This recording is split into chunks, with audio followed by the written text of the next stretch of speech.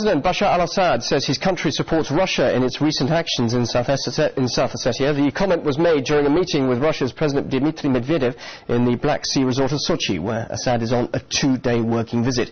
Syria has also expressed its readiness to negotiate hosting Russian missiles as a response to a US missile shield in Europe.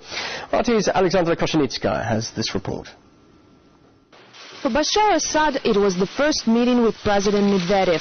More than getting acquainted, he wanted to show his support. We would like to express our support to Russia's stance in the recent conflict and the situation in Abkhazia and South Ossetia.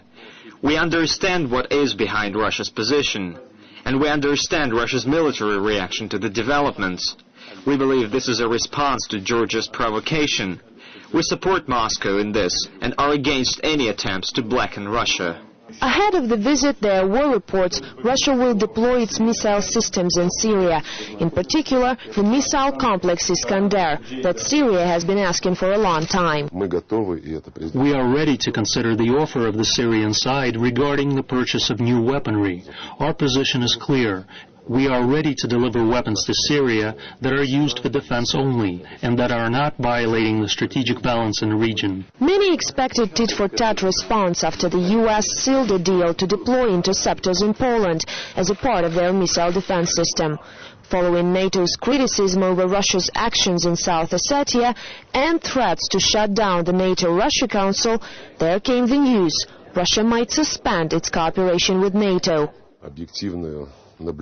Russia needs mutual cooperation no less than NATO does. Moreover, NATO is far more dependent on Russia's support in its operation in Afghanistan, which is where the fate of the North Atlantic Alliance is being actually decided. We are not going to slam the door on NATO. NATO could slam this door, though. Everything depends on NATO's priorities. If the priorities are absolutely supportive of Saakashvili's bankrupt regime to the detriment of partnership with Russia, then it's not our fault. Meanwhile, the withdrawal of the Russian troops from the conflict zone has already started. Tomorrow, our peacekeepers will set up 8 posts on the external side of the security zone according to their plan. A peacekeeping contingent will be deployed at each of these checkpoints with an aim of bringing the number of peacekeepers to no more than 500. All other Russian army units that were sent to the region to reinforce the Russian peacekeepers will be withdrawn to South Ossetia or Russia. Russia is fully committed to the 6 principles of ceasefire, but according to Lavrov, some of the country's partners are not willing to notice that and use diplomatic tricks. People have been working with this document quite creatively and liberally. We're categorically against it. Just think about it. The initial paper approved by Medvedev and Sarkozy said that Georgian troops must be withdrawn to their permanent bases.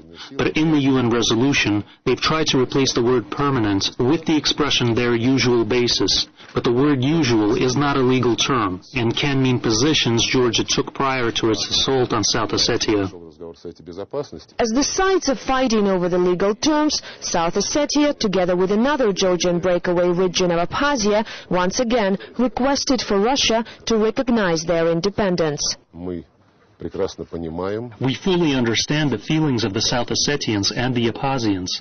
These nations have been under chauvinistic pressure from Georgia over the past 15 years. We've been striving to fulfill our function as mediators and peacekeepers very patiently and consistently for all these years. If someone actually questioned Georgian territorial integrity and struck the hardest blow on it by doing so, it was the present leader of the country, Mikhail Saakashvili.